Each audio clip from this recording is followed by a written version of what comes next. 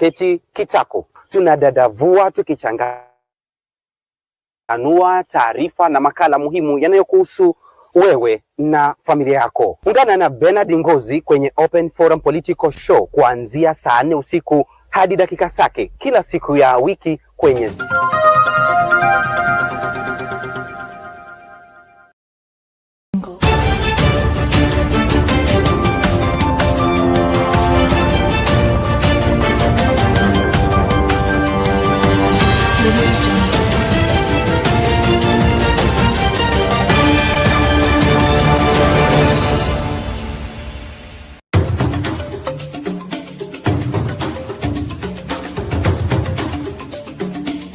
tunazunguka kote kote mchana kutwa kukuletea taarifa na matokeo ya habari kutoka pembe zote za ulimwengu. Jioni tunaweka mduara wa kujadili taarifa ziso hizo kwa mapana na marefu. Ungana nasi kila siku ya wiki kwenye matukio ya siku saa 2 jioni kwenye Sound Candy Talk. Matukio ya siku, makao makuu ya habari kuu ya siku.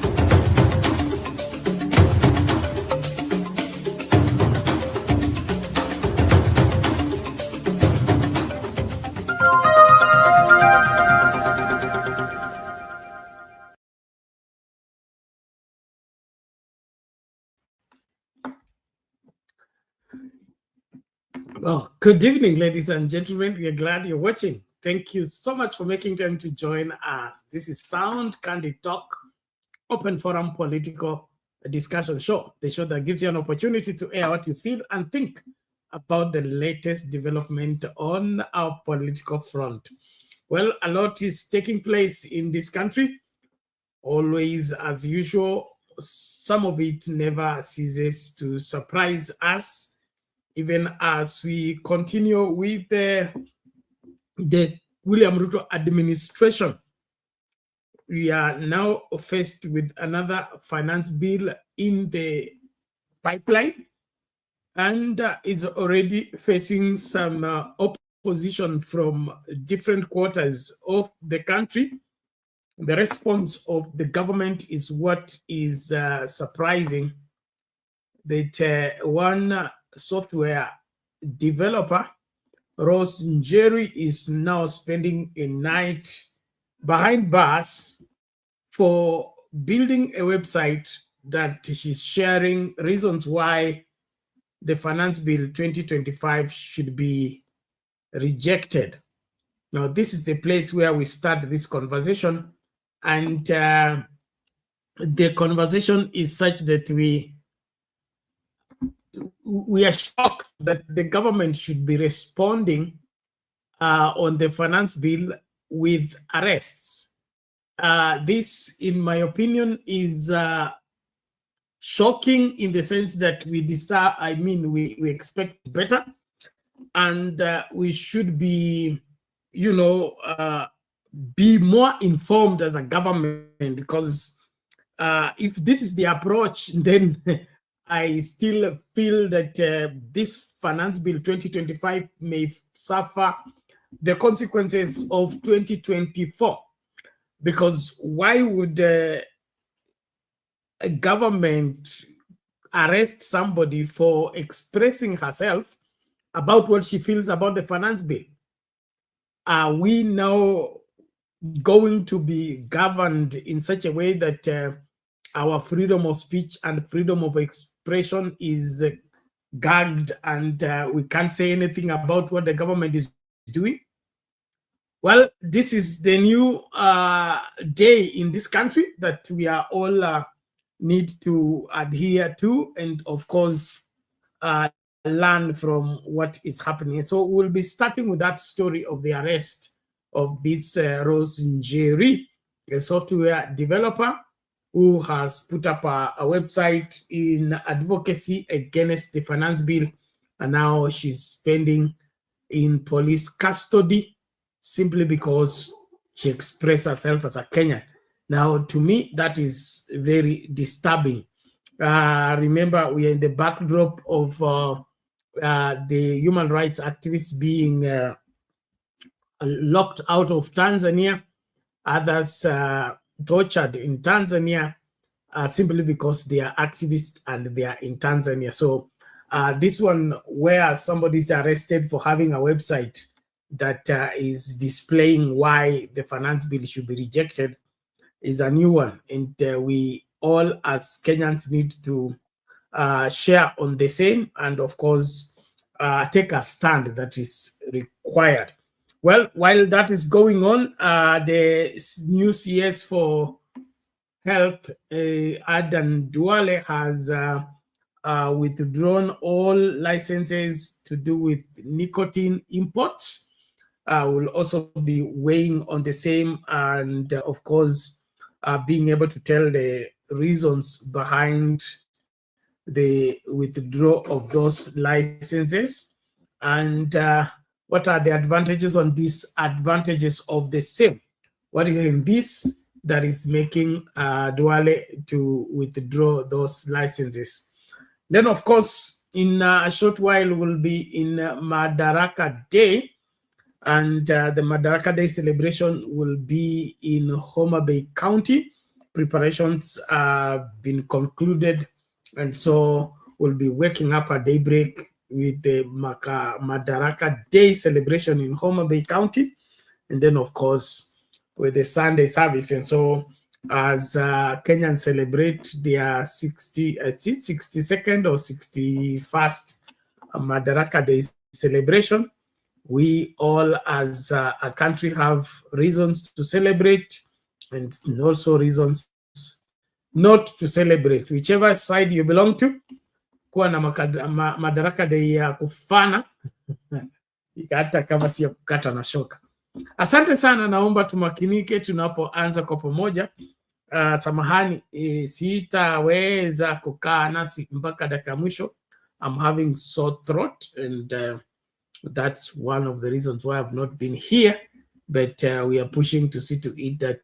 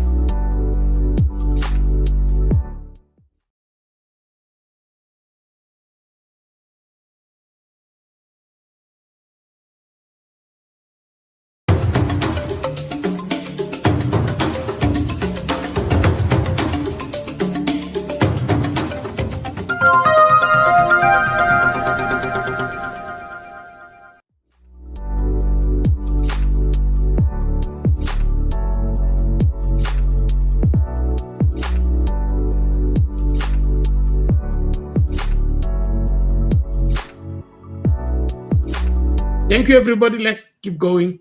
Asante sana watu wangu wa nguvu wa TikTok. Naomba tafadhali tumakinike kushare hiyo live, like video, YouTube as well as Facebook. Asanteni sana.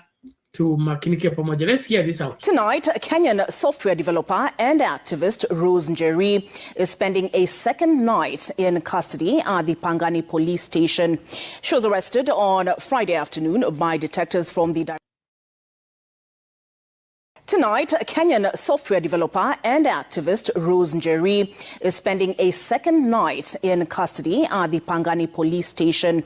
She was arrested on Friday afternoon by detectives from the Directorate of Criminal Investigations over allegations that she created an online platform enabling citizens to object to the Finance Bill 2025. Rose was apprehended in South B and has since been denied bail despite battling a medical condition and being a mother of two. Her arrest has sparked widespread outrage on social media, with many viewing it as an act of oppression, especially coming shortly after President William Ruto's recent apology to the youth. Melita Oletenges kicks us off on Citizen Weekend.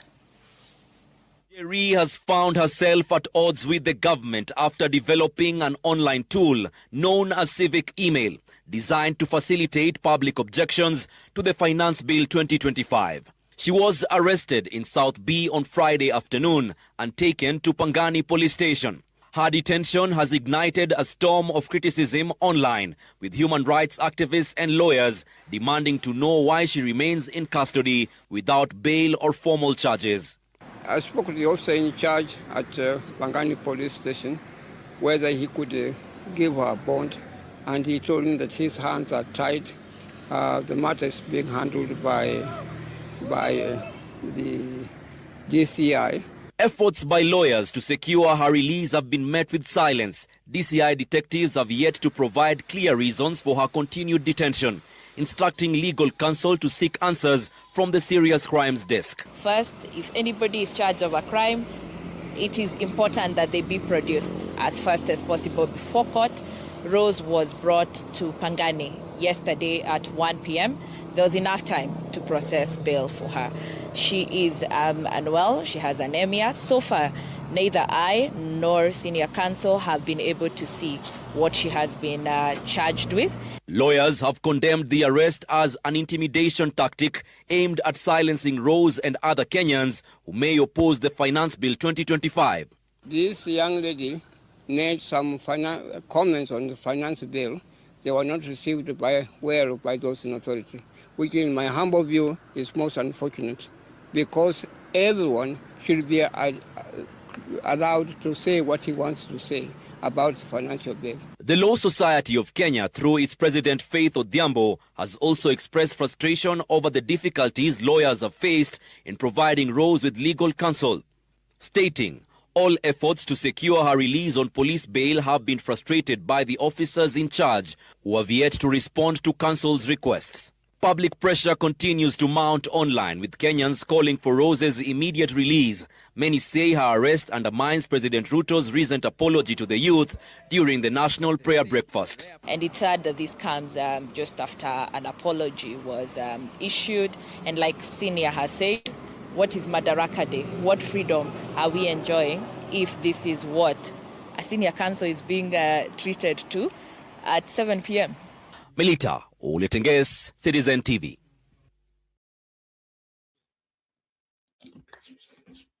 Mambo kama hayo Kenya, mambo yanavyobadilika ndivyo yanavyosalia jinsi yalivyokuwa. Tunasherekea Madaraka Day. Madaraka yenyewe hatuyaoni. 60 years we have not put together modalities to see to it that people's freedom of expression can be done, and in case they have broken the law, they can be facilitated to be bailed out. Why should any arrest be culminating into inflicting pain and frustration to the victim of the arrest?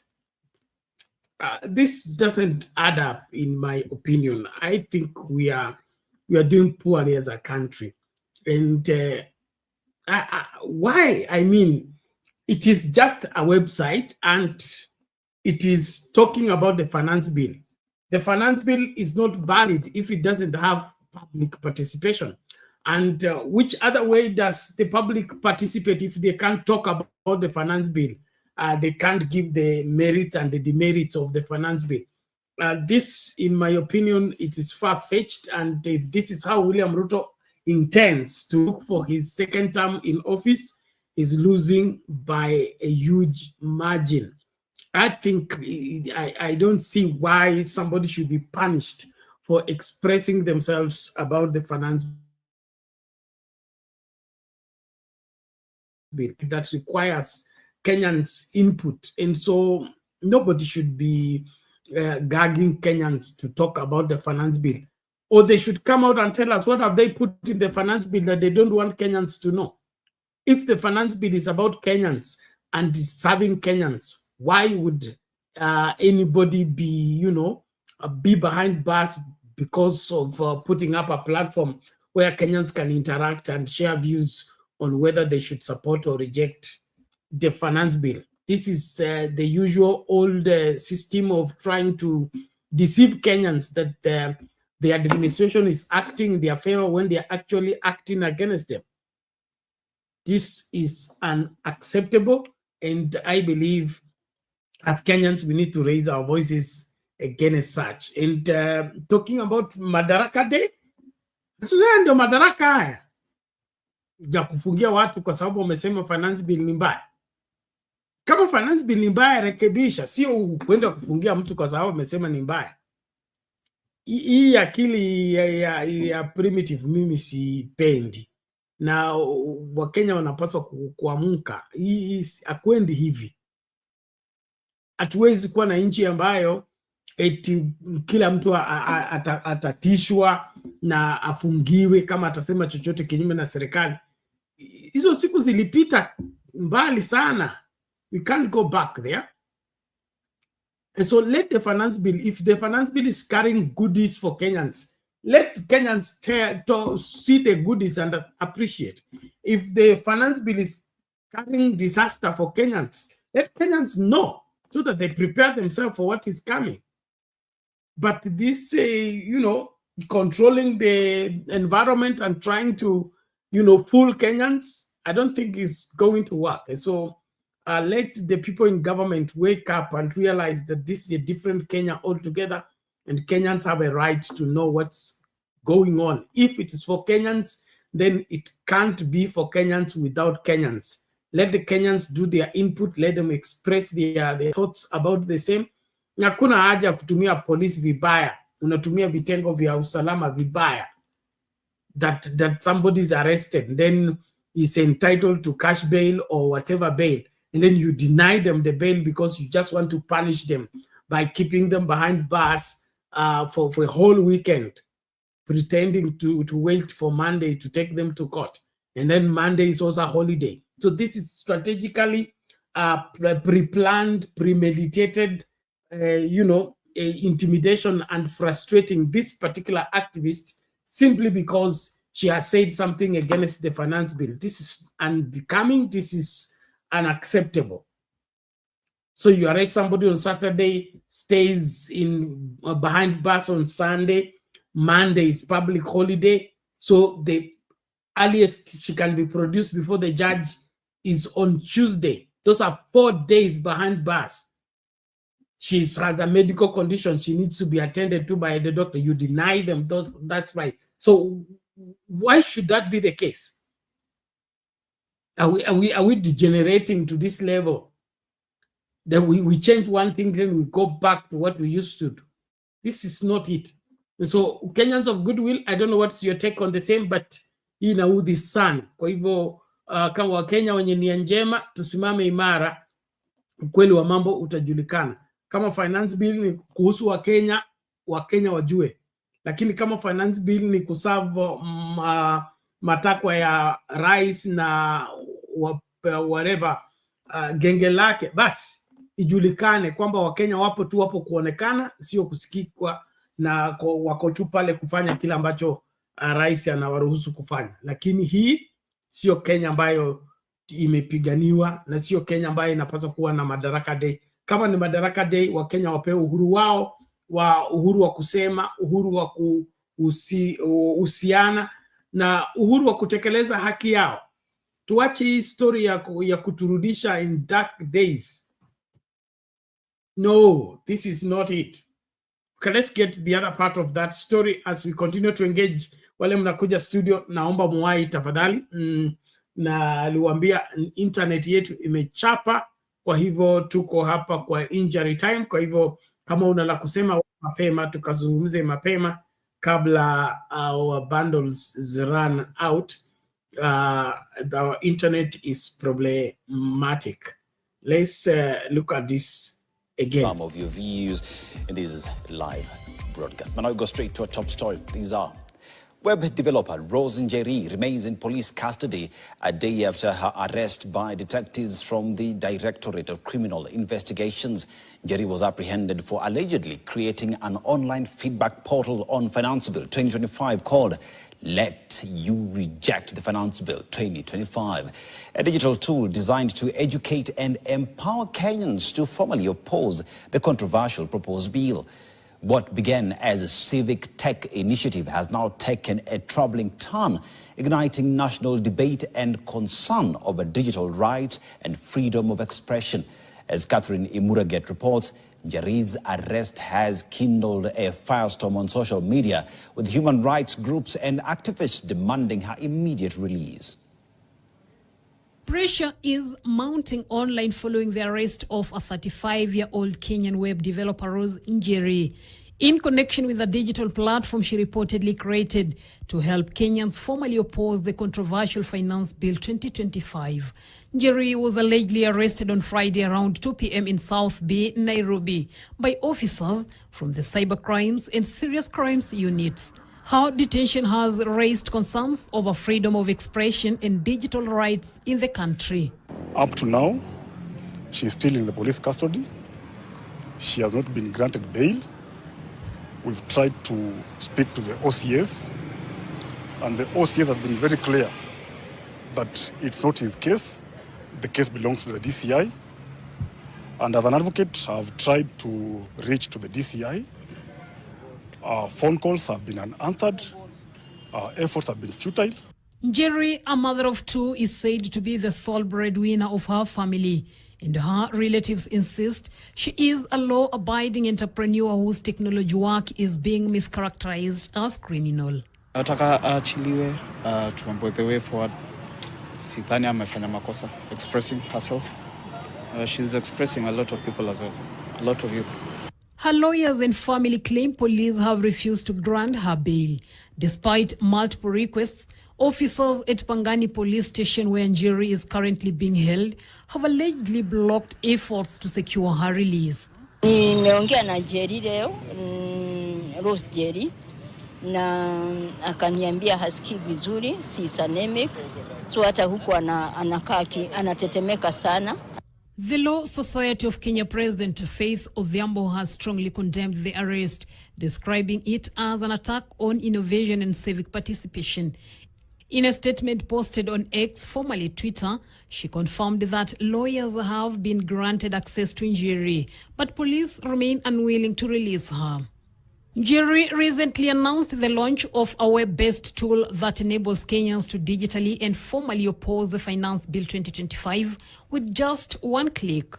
The tool generated a filled-out submission form for the Parliamentary Budget Committee and enabled users to send it directly via email. Her arrest comes amid heightened public interest in the Financial Bill 2025, which is currently under review. Last year's bill received backlash, most notably from youth-led Gen Z movements who took to the streets to demand economic justice.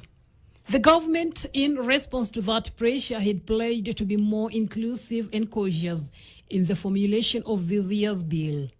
Activists and civil society groups have called for Njeri's immediate release, terming her arrest as a warning to other tech innovators using digital tools to facilitate public participation. The police are yet to officially comment on the charges Njeri's face, if any. Catherine Imuraget, KTN. Thank you, Imuraget, for that report. Now, two Standard Group journalists were today denied access to State House, Nairobi, despite having received official invitations to cover a joint press briefing by President William Ruto.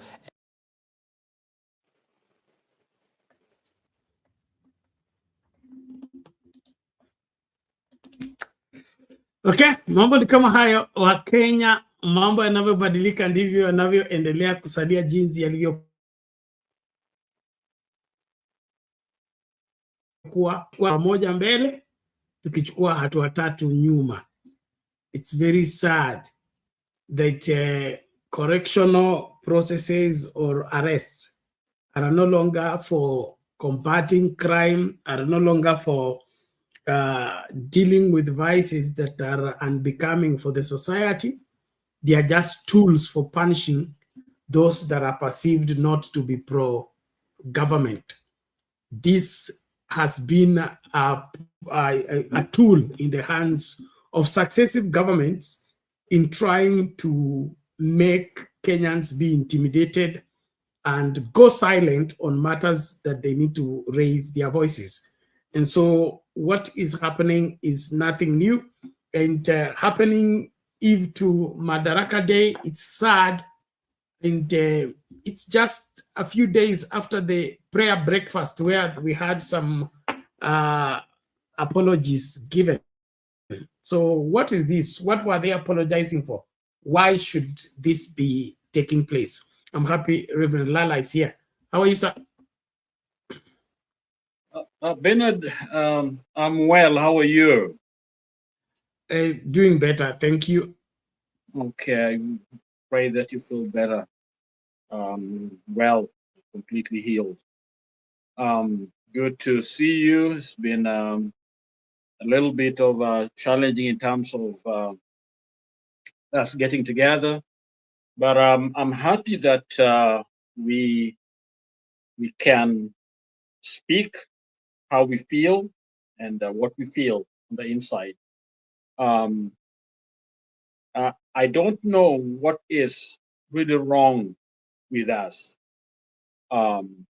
It is truly sad that after independence, this we're talking about Madaraka Day coming, we are talking of 1963, the present. Generation is gone, who are probably born prior to independence. Most of them have left the scene. In active life, they are not as many anymore.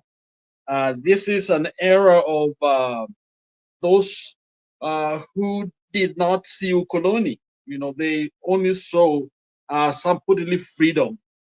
And to hear of someone arrested and not even given the charges, and even if they are processes that need to be followed when somebody is arrested, because no one is guilty till proven guilty. The policeman should call you, sir, how are you? Let me give my little story, okay? When I was in high school, my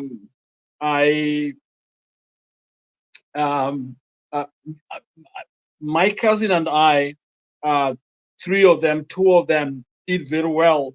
One went to Amisi Secondary School, another one went to Nakuru, and I went to Maseno. So we were all, celebrating, the first time when we got back to school. And so we all went to the public beach in Mombasa, Nyali Public Beach.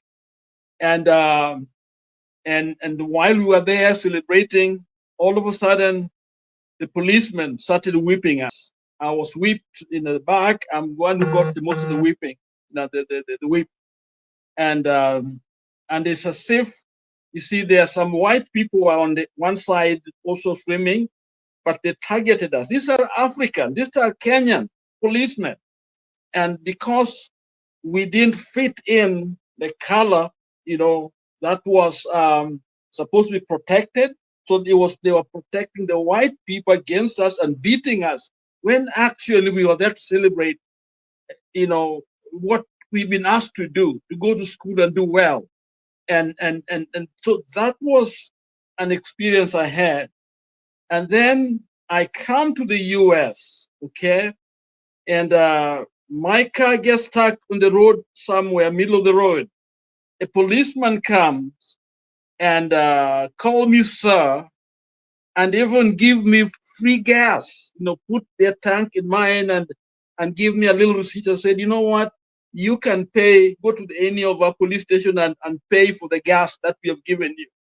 And so in my mind, as a Kenyan, to even sit here and hear somebody is in jail because they're opposing a bill, and there I heard she's trembling. I think the news you gave us there, this girl is sick, not doing well. And then we think of ourselves as independent, independent country. It's laughable when we portray to the world Kenya is a free country, independent. I think last time I contributed, I had a very harsh word for Kenyans when we are comparing ourselves to Tanzania. I said not much of it has changed. Yes, there are a lot that has changed. People are more vocal, but the mindset is still the same. A Kenyan is to be protected. A Kenyan is to be given the first place because they are the citizens, they are the taxpayers. And so it is important for us to preach the idea that we are not given favor. Okay, when you come and develop a place, when you give some kind of a road here and there, we are supposed to come and thank you and kneel down before you. No, you are doing your job. Just like if I'm a preacher, I preach. That's my job. And if somebody's a lawyer doing their job. So the fact that I'm a transporter, maybe a driver, I take money to be people to be paid, the salaries, then that's something so special. No, that is my job. So we have our taxpayers' money, and that taxpayers' money, we select or elect some people to administer it. And they're supposed to do it on behalf of Kenya. Okay? So to me, Madaraka, and then all of a sudden, some people celebrating because they are getting best of the goodies, others are crying. I think that is really bad. And I think it is not just a Ruto problem, it's a problem that we have had for a long, long time. And my hope at this time that we as Kenyans will demand what we deserve, respect, demand that a young girl like that should not be in jail, should never be in jail. She's not violent. She's not done anything. She's done what the constitutions allow her to oppose what it is. So I pray that Kenyans will not celebrate over somebody's suffering, but will stand and say, no, it is enough. We can't do this. Or else, let's forget about this so-called democracy, because it's actually a misnomer. It's a word that should never be used in Kenya. What we need, maybe ask for a benevolent dictator, or just get a king, select a king, make Ruto a king forever. Let him be the state house and is a king, and instead of laughing, at the idea that we're all laughing at the idea that we're independent. So it's very sad that that clip bothers me because of other things that have happened. People have been hurt, and now we are supposed to be celebrating Madaraka, when actually some people are crying. I mean, we are worse off than where we were. And so whatever the plan, the bill is, whatever you want to call it, it has to represent us, and people are free to talk. If they are some information there, it's the duty of Mbadi and others to come and tell us, why, the information that young woman had is wrong. But just to arrest people, harass people for this, I think no, should never happen. And I'm ashamed of, my country on the eve of Madaraka Day. And I think that woman should be out tonight, and so that tomorrow she's there to celebrate, if she has to celebrate some of whatever her gains are for Madaraka, because there are a lot of people who want to celebrate more than others. Certain regions celebrate more than the other region. But there are those that are really having a hard time. And those are the places where no security is there. The police is busy arresting an innocent person instead of taking care of people who really need to be protected out there in the countryside, and people of abduction and all that. So it's a call for all of us to be civil, to love our nation, to stand for it, and to demand justice for all of us. Then we can be a nation, or else we are celebrating really nothing. Back to you, Bernard. Oh, thank you, Reverend Lala. We appreciate that. It is sad and unbelievable that over 60 years of independence, and we are still treating our people like they are second class, and even worse than that, for no apparent reason. Because I don't see anything illegal about creating a website to sensitize people. Civic education is the right for every Kenyan to be in the know-how. So which part of the law did the young lady or violate, express themselves on matters, the finance bill? And if the finance bill is for Kenyans, why would Kenyans not be allowed to ventilate on the same exchange views and be able to be in the know-how, so that when they are supporting it, they support it from a position of knowledge and not a position of ignorance? Is this what we bargained for? And Lala, you're here. You should help us understand what was the significance of self-rule. Is that not Madaraka that we are celebrating? It's really sad, especially, Reverend Bolden, Ricky Bolden, whom you invited. That is my best friend. We used to go out to preach together. We graduated same seminary, same time. His family are like my own family. He is one of my best friends, and I'm so proud of his message, of reconciliation to the nation. And to see, I've heard there was some kind of repentance, and then it seems as if that was done because Ricky was there. Okay, but let me tell Kenyan, Ricky, Reverend Bolden is a good man. How good is he? This is a man who ran away from football. In fact, if he's here listening to me somewhere, we used to talk a lot. We drive together to different cities to preach. Okay, me and him. Okay, so this is a man who quit football. He had millions, how they make money in American football. And he left because he wanted to preach. And while we were there, Bolden was paying for everybody, college students and others, money, paying their school fees and all that. And people, the whole city, the whole nation, wondering what kind of, this man has gone mad, he's gone into religion, and people did not treat that very kindly because they wanted him to bang people. He's a football player in American football, how it is. And Ricky has had about 8 fractures in his body, okay? And it's a man of faith. His baby, the first baby, was born like a little kid, a preemie, stayed in the hospital for a long time. We didn't thought we'd make it. But it's somebody who has seen God, and we work in the inner city of different cities, especially Cleveland. And that's the kind of person he is. So if there was a man of God that Kenyan, you guys invited, it was Ricky. And I vouched for him. I didn't even know he was coming because we have been away from each other. He left me and in a different place. But he is a wonderful human being, humble to the ground. And so to hear, the message was clear. I think it was as clear as anyone can.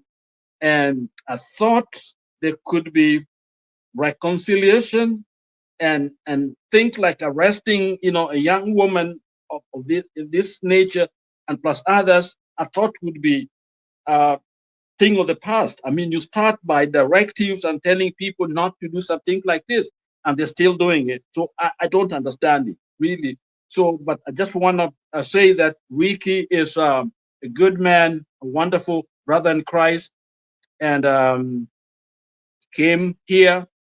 And if he's in Kenya, my home is his home. So I'm happy that he was able to come. So I want to just share about Ricky, good man. Oh, thank you, Reverend Lala, for that rejoinder. We appreciate it. And ladies and gentlemen, as we continue to engage, in case you're coming to the studio, please make haste. We may be disconnected within the shortest time. Our internet supplier has service provider has some technical hitches, and we are mostly without the internet, and so right now we are using bundles, and bundles cannot stay for long. So kama unakuja studio wai mapema tukazungumze masuala haya. Now remember, Madaraka Day celebrations are in Homa Bay. There are preparations already underway. But before we get that, let's look at Duale's story about what is it called?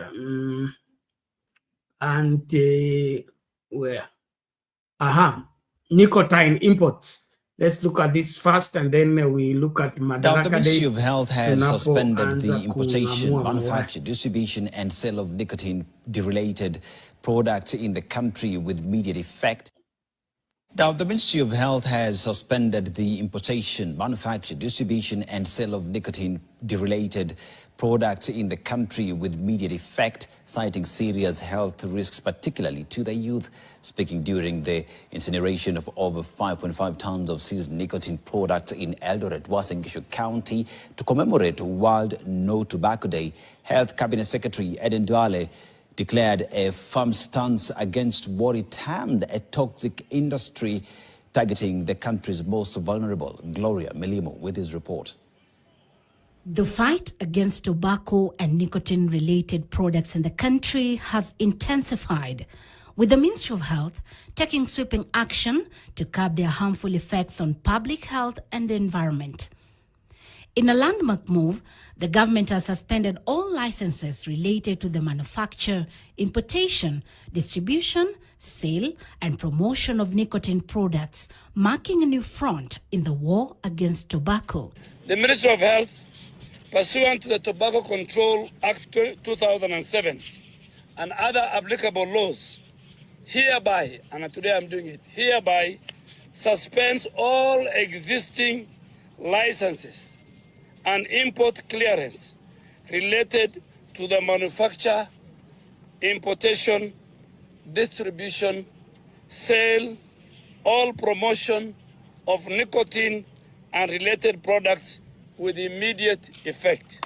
All persons and entities previously licensed are now required to reapply within 21 days and submitting full compliance documentation for consideration.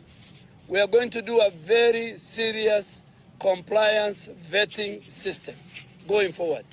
It will not be business as usual. To further shield the young and impressionable youth from the dangers of nicotine-related products like electronic cigarettes and shisha that have been billed as the cigarettes of the 21st century, the Ministry of Health incinerated at least 5.5 tons of the products seized in Eldoret, further sounding a warning to the tobacco industry players against turning Kenya into a dumping ground for harmful products. It is a declaration that I am making today. Kenya will not be a dumping ground for toxic substance. That must be very, very clear. If it was happening before, it will not happen again under my leadership. You must account for what you bring to our country. You cannot have the luxury to destroy our young people. We, those of us who have been given the responsibility to protect the health of our citizens, we will do our duty morally and within the confines of the Health Act and the Constitution. Tobacco continues to pose a significant threat to global health. And as Kenya joined the rest of the world in marking World No Tobacco Day, experts warn that the war is far from over, even as the call to eradicate tobacco use grows louder and more urgent than ever. Gloria Milimu, KTN. A probe into the collapse and subsequent demolition of an 11-story building in Mombasa in April this year has uncovered regulatory breaches and failures. Okay, there you have it. Nicotine imports banned by the CS for Health. Reverend Lala, what's your take on that? Are we not fighting the symptom instead of the sickness itself? I think I'm behind the CS. I think we have to start somewhere because really there are serious health challenges when it comes to nicotine. But it can be only a symptom if it's not very comprehensive, because a lot need to be done. Teaching all the way from schools, let them know that these are harmful substances that have serious consequences to the life, to the economy, to our people, to the health, rather than coming up with something, a sound bite is all, and then next time there's nothing going on, which actually is going to be just a statement for all kinds of reasons that they know best. So to me, I think this should be a first step. There should be a more comprehensive approach to this. So that could have been a symbol when already they have launched, a fight against addiction and against drug use. And I don't know what's going on in the country, because there may have been other programs that are going on. But starting somewhere is not a bad thing. But it has to, other component of it has to be released so that people know exactly what's going on. Because the corruption, and I don't see that making any dent on the problem. It may be a way of trying to control the rival so that the other person can bring something. We've known things have happened that way, where you see something being launched, but they are somebody else. That's like the sugar thing, they're fighting bad sugar, yes, somebody else is bringing in their own. So let's wait and see what the plan they have, but I'm skeptical, but it's a good start. I've got no problem somebody who's saying, let's keep our people away from cigarettes, and because it's a bad thing. And the thing also, we have to remember that actually there's a decline of tobacco use in the Western world. It's only the third world where the figure is on the increase. And so if those figures are correct, then we are actually, we become the dumping ground. Africa becomes the dumping ground for those tobacco companies, because they don't have a lot of market in the Western world. People are running away from that. But Lala, we're getting you broken. I don't know why. Your audio keeps fluctuating. Can you hear me now? If you can get me. Hello, can you hear me? Oh, it's from my end. Somebody confirm, please. Yeah, must be from your end. Yes. So okay. Yeah, it must be from your end. Can you hear me? Yeah, I think it's from your end. So I think tobacco is bad for our economy because of health challenges that will require a lot to treat, okay? And on the other hand, these companies, they have lost market outside, so they're looking for other sources of market to market their product so that they can, continue the profit on while we are dying, burying our people. So to me, anybody fighting tobacco, I'm with them, but it has to be done with a very clear goal, good program, and we do know education work. Okay, when people are told why it is bad, start from young people. It works because I know it is worked in the Western world, in the US.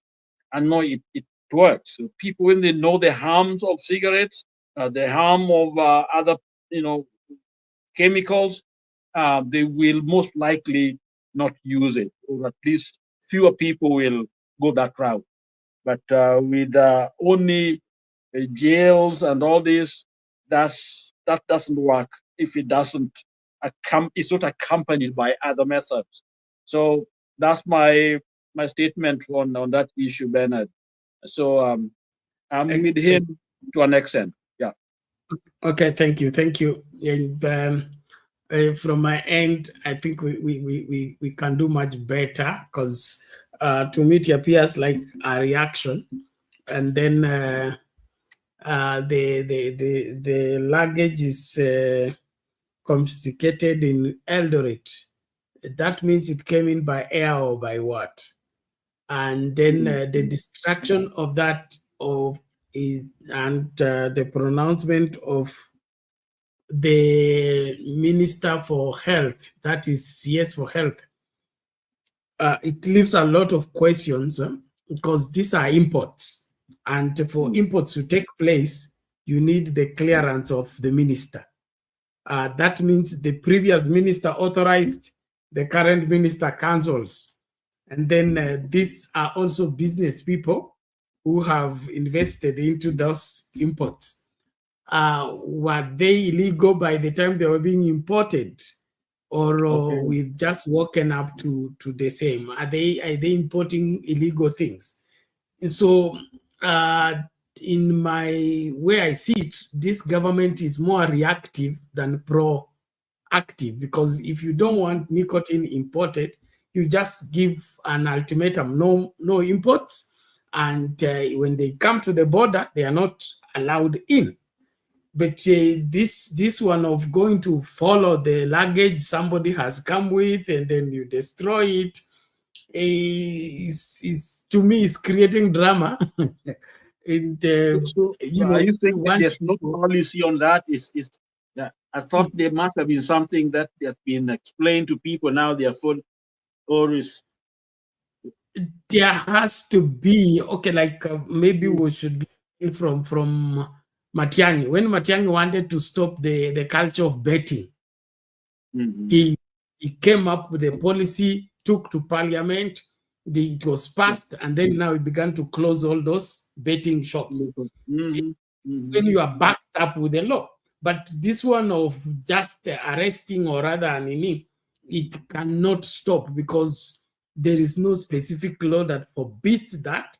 And then, of course, the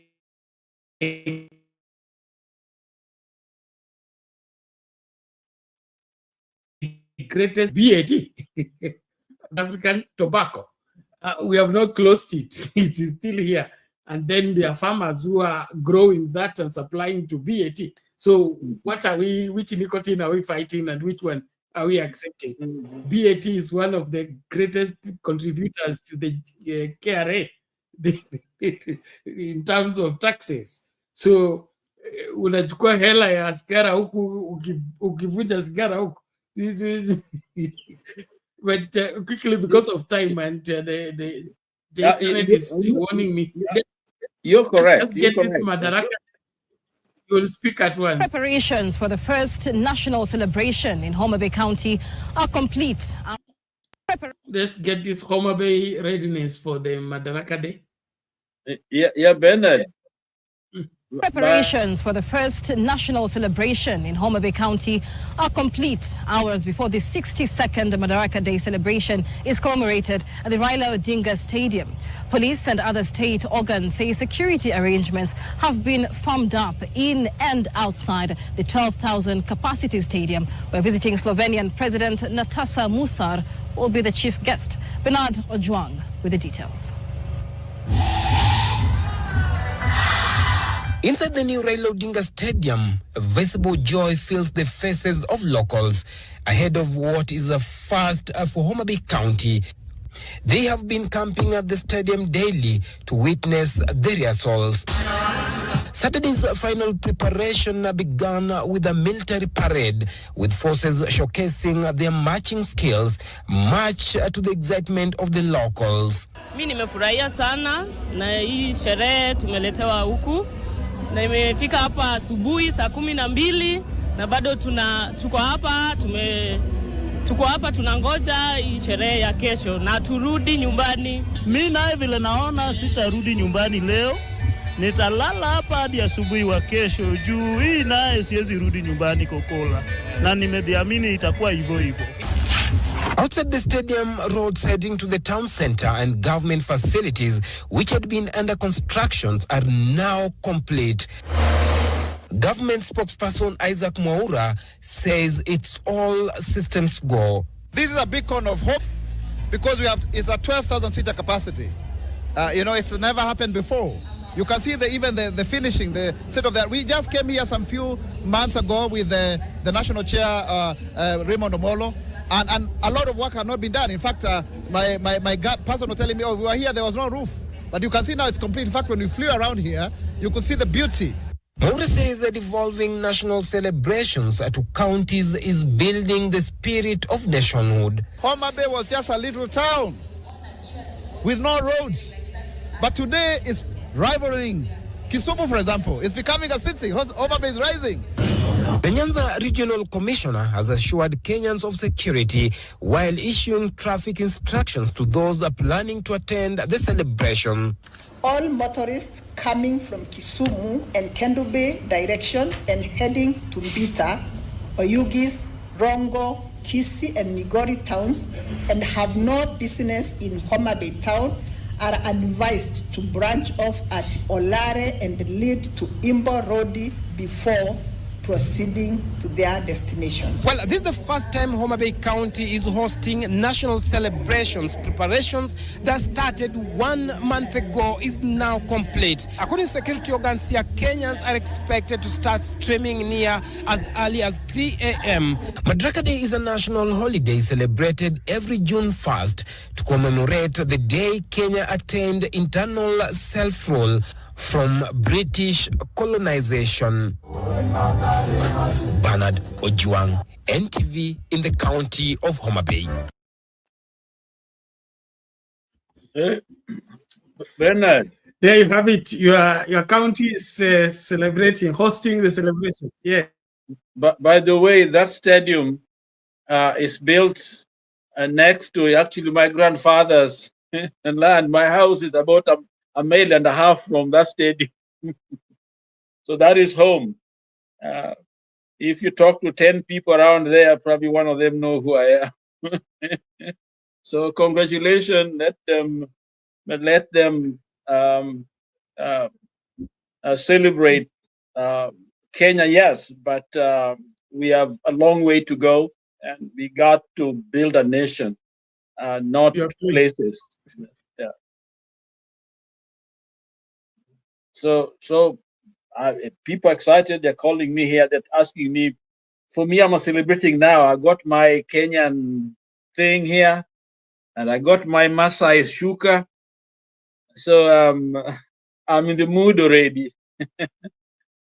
while here. So that's that. But I think the idea of going to different places with celebrating is a good thing, rather than everybody going to Nairobi.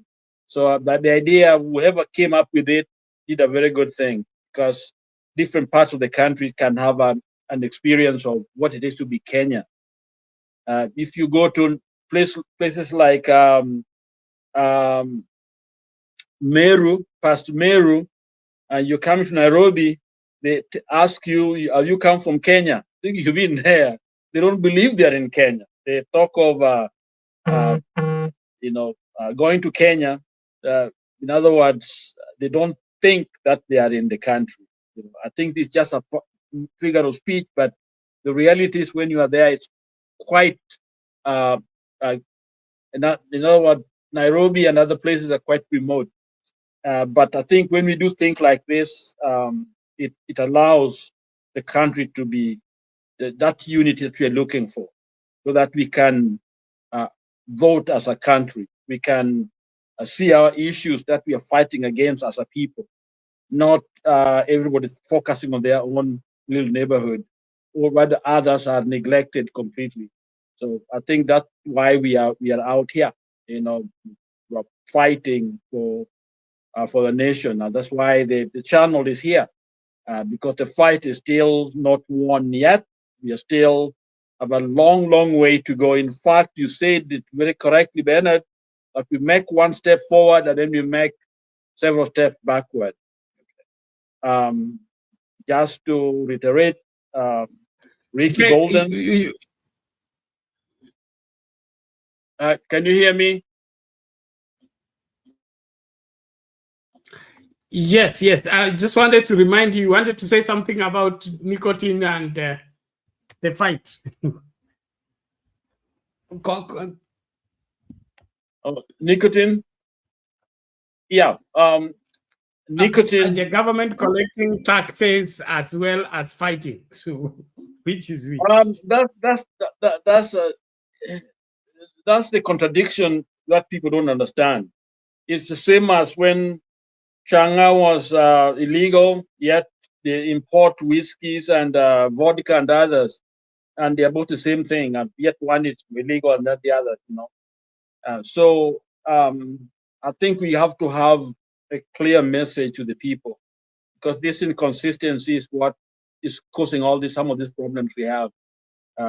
Like cigarette, as you stated, if there's no clear policy, not all of us understand, and then it doesn't make sense. And by the way, Duale, the job of a CS, let me reiterate it, is PR, period. A CS has to explain the government policy to the people and sell it to the people so that they can buy into it, so that people know exactly what is going on. The people like PS and others, those are technical people that are supposed to be, helping break, do some work there to craft those policies.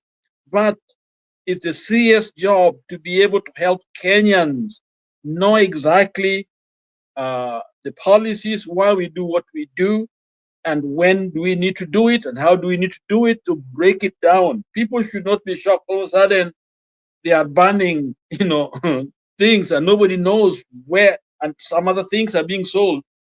Just like you stated there, where the tobacco, the companies there operating, in Kenya, and yet we are saying this one need to be banned. These are the ones corrupting us. Well, does it mean the other ones that we use in Kenya don't corrupt us or something?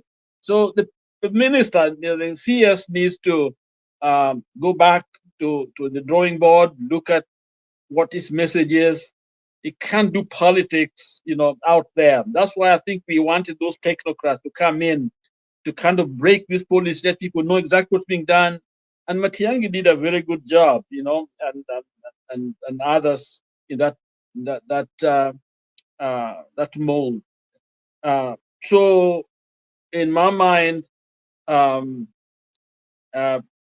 this is not how to do the work. I am for fighting tobacco, yes. Even the one we have, we can put other products, because in the long run, it is actually the people that is harmed. The economy is actually harmed, because if you look at the illnesses related to tobacco, cigarette smoking, lung problems, these are long-term illnesses that actually slow people down. The economy goes towards that. If we are serious about treating our people, they will be up to a lot of money just spending on treating lung cancer, from tobacco. It's not cheap at all. And of course, we know that when you are senior government official, you will travel outside, use money, the taxpayers' money, and so it's not how we can't win with growing things like tobacco. We gotta go to something else that can help us, and we can transition beautifully to something, a different product. Yes, Ben, back to you. Anyway. Exactly. Thank you. It was also reported that the farms where tobacco is grown get spoiled eventually, that nothing else can grow there. And so I think the control process needs to be well organized, and we need to invest more into more we could say environment-friendly crops that enhance, yes, I think you're correct. That enhance the betterment of the soil and the fertility of the soil, other than spoiling our agricultural lands, doing a cash crop that is damaging the environment instead of making it better. And so the government needs to come forcefully on the scene and do the necessary. But it appears that our governments are so hungry and so, money oriented that they forget the importance of keeping a healthy environment with the proper crops. Is one of the ways of safeguarding the money. Because if we don't have cancer patients, we don't have lung complications and all that, that money that goes into healthcare can be used for something else. But the more sick our population is, the more the government spends. So even this they are collecting from tobacco all ends up either in hospital in one way or another. So we really need better thinkers and, of course, pro people policies, pro safeguarding people. I remember when I was a school boy, the government used to act in the interest of the people to an extent whereby they would go and protect a whole society, a whole community, on things that nowadays it is brushed off. Like if there is an outbreak of a particular sickness, the government will move in forcefully, force people, you can't go this way because there is this disease this way, and they have to control it, and you'll be arrested if you try to go there because they are protecting that society. But today they tell you if you want to go, go. If you don't go, so that I don't care attitude is bad for the country and is bad for any government. And that's why everybody needs to align with what is necessary in saving this country, other than this attitude of iyon yao, shauri yao, and all that. We really need to come back to our senses and help our country recover. Now, Reverend Dala, we have to begin to call it a day or a night as we warm up for Madaraka Day. Our internet has refused to come back. So Safaricom is telling me here I'm remaining with what? I think 1 GB. So 1 GB will not last long. We started the show with 5. And it's hardly 1 hour. We have already consumed 5. But all in all, it's been good to link up. I'm having some sore throat. So I can't speak for long. But Shadiso is here. He was to take over from me if the internet will have behaved. But I think we'll have more to say after the Madaraka Day celebration. How they go in Homa Bay. The Homa Bay people are saying, kuna kurudi nyumbani. But the Lalaka Stadium, this is good. Homa Bay is one of my I would say favorite cities. I think I've preached in Homa Bay more than anywhere else. And I think where did you preach? Which church? The JCC. It used to be Oh, redeemed. the JCC is there. Okay, yeah. Yes, I've Yeah, been that's guest home. many places. Next time you come home, you stay at just within the town there. There's a place for you. Have a bedroom there. Good. So I will let you know. I will let you know. Mhm. The Homa Bay is a very good place, and also the reception of the gospel is not difficult like other places. Although the traditional churches here, they are very strong That's true. and very committed to their traditions. So it's a true. good city. So do you Well, know let's call it tomorrow. I think tomorrow. tomorrow? Yeah. All right. Sorry, I'm just saying. Reverend Dickens. Yeah, tomorrow we'll connect. Hope you feel better. Yeah, we'll link up tomorrow so that we discuss the Tanzania issue also. We did not discuss it properly. Yeah, we have two sides of the parliament. There's a parliament that is it's one parliamentarian that very good speech on. She asked the angry parliamentarians to show her the part of the law the activists broke by coming to Tanzania. Are they not responding to something that has not happened? Which law forbids that if you are an activist, you should not come to Tanzania and you should be arrested and be tortured? Where is that in our laws? And I saw that to be a very sober way to look at it, other than the reaction of resorting to insult on a matter that is obvious. And it looked clearly that the Tanzania parliament was responding to June 25th of 2024, when the matter at hand was just people appearing in court to hear to witness a case proceeding. So they were responding to something else using something else, and we'll also dive into that. Is it that Kenyans are so much feared? And then, of course, the Museveni repentance. So I want you to look at those things and utatusaidia kuelewa hii Museveni anatubu nini na anatubu kwa nini anaongozwa na madamu.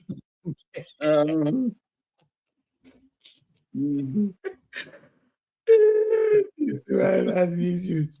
Well, ladies and gentlemen, let's call it a night there. We'll link up after the Madaraka Day celebration, but have a great Madaraka Day celebration.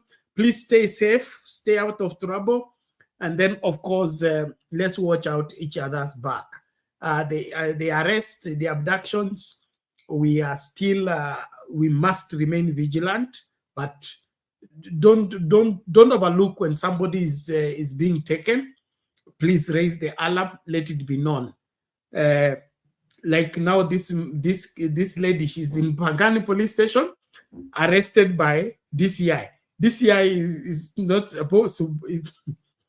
Does DCI take people to the police station, or they are supposed to be taken at the DCI headquarters?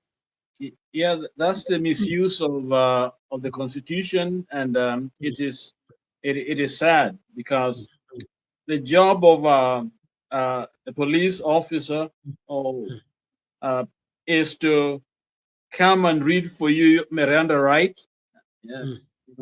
and then follow the law, go there and book you if it is something that cannot be let you go.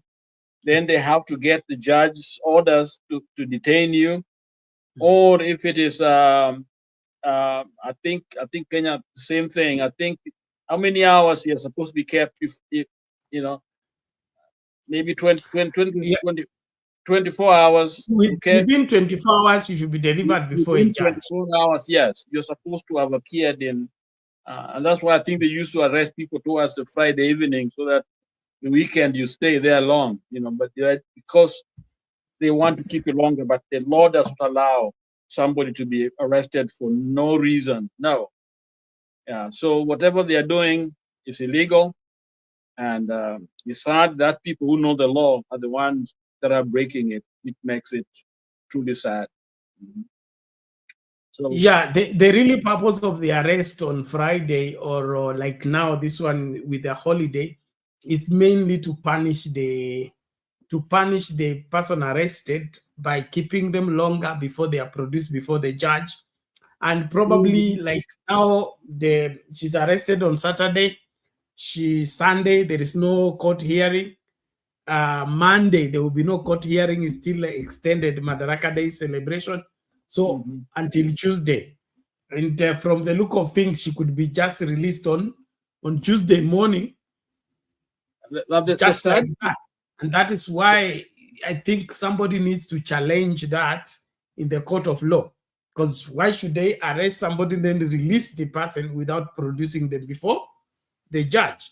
And of course, reading out whatever wrong she has committed. This aspect of punishing people extrajudicial, that's extrajudicial, because you are picking me on Friday when you know you cannot produce me before the judge, keep me for long. When I need to go to the judge, you tell me to go home because you don't have any case against me. So that should not be allowed. And I'm happy that the Law Society of Kenya is on this. Senior lawyers are on this particular case, but we need a lasting solution. This arrest on Friday needs to be stopped.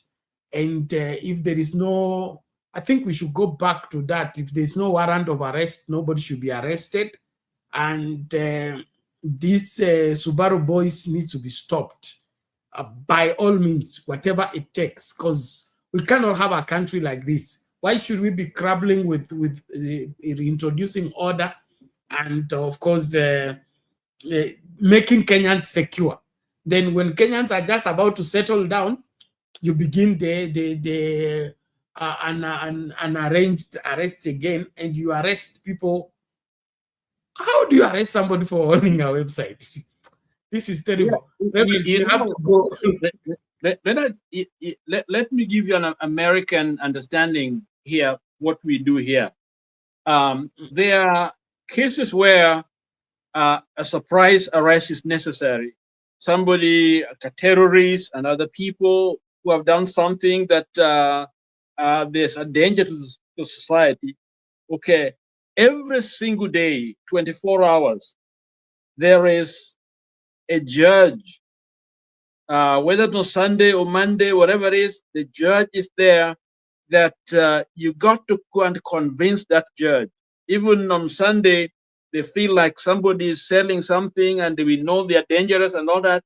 They call that judge to get that warrant for search or arrest. In other words, police does not come and arrest you because they know you are doing something else. They have to convince the judge that it is necessary to go and do it at this time. We know there's a crime going on, or this is something going on, so that these people who are coming to arrest you have something to defend themselves, okay? Because they are basically trampling on your rights as a citizen, because none of that should happen. But they're doing it because they have a legal document. That's why you ask them, show me the warrant, okay? And this is given anytime, okay? They can get it even now or any minute. Is there somebody? And that was made, for a nation, because there are cases where they can come in and arrest you, but there has to be somebody in the middle, and that's called a judge. And that judge is available 24 hours to protect things like what we see that now is going on in Kenya. Because there's no judge, they just come as DCI, they take you, and then they bring you to court. What for? They are supposed to be charged with just taking you that way, because they got nothing to show that this is the process here.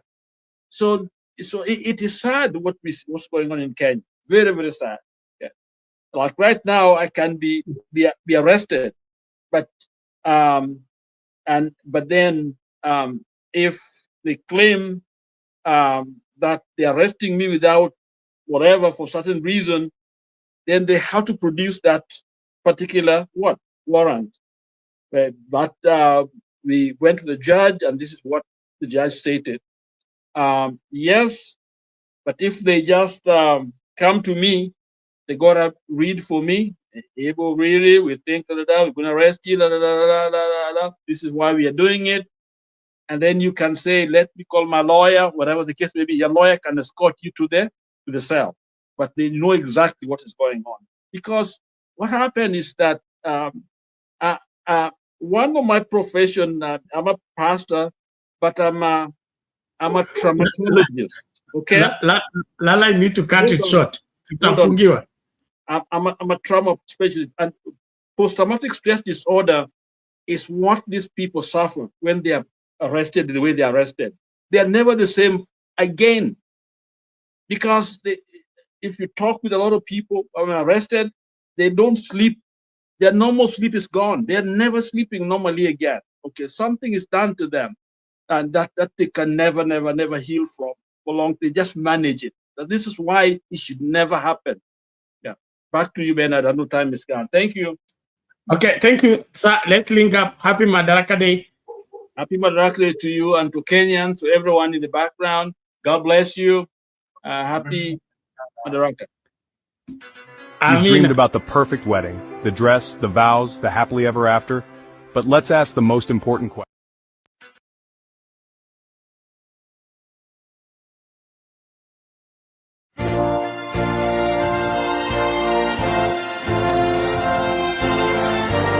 Marriage is one of life's most monumental decisions.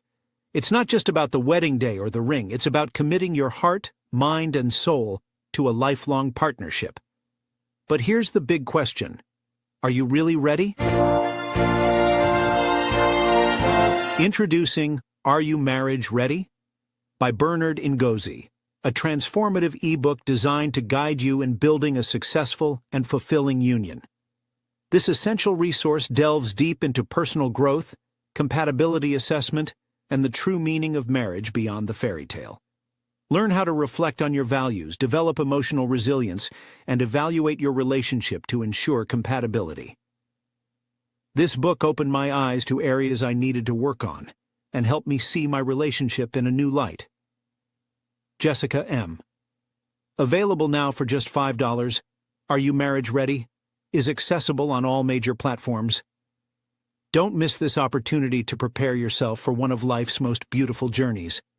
Follow the link in the description below to download your copy now. Empower your future. Embrace a fulfilling marriage now.